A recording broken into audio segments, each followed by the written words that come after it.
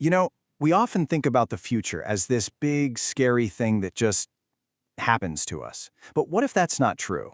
What if your future, both here on Earth and, well, beyond, is actually built piece by piece by the little choices you make every single day? Let me ask you a kind of weird question. Seriously, think about it for a second. Would you ever ask someone else to brush your teeth for you? Like your friend, your spouse, anyone? No way, right? It sounds completely ridiculous.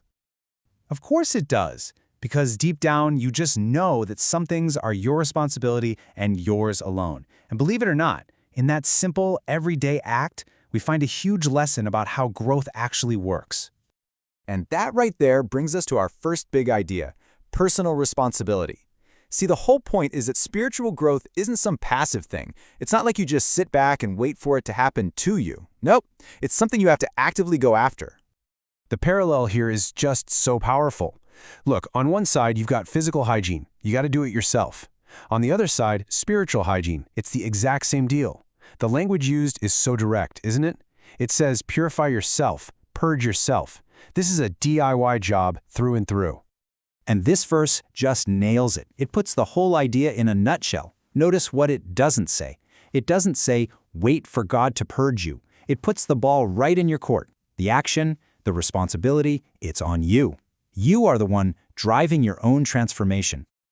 Okay, so if we take on this personal responsibility, what's the big deal? What does that get us? Well, it unlocks the most powerful tool we have, the power of choice. It means your life, starting right now, is basically the sum of your decisions. And let's be clear, this isn't some small, casual suggestion.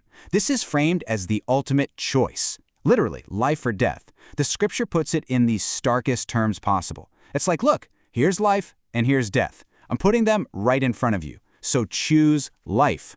Your path isn't set in stone. You're the one choosing it, one decision at a time. I love this real-world example because it's so simple, but so powerful. So the speaker finds out how bad sugary drinks are for you, right? And back in 1993, he just decides, that's it, I'm done. And the key takeaway is that there was no external force making him drink them and no magical intervention that made him stop. It was just his choice, pure and simple.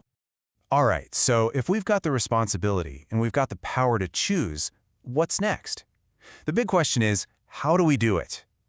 How do we actually make those good choices consistently? Well, that's exactly where this action plan comes into play.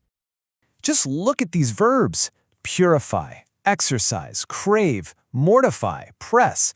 These aren't gentle suggestions, are they?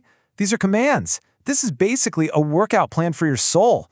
I mean, think about it. You don't get in shape by just wishing you were fit. You gotta exercise. And it's the exact same principle for godliness. You don't just hope for it, you actively work for it. Here's a great way to think about it. It's like getting dressed in the morning. You choose what to wear, right?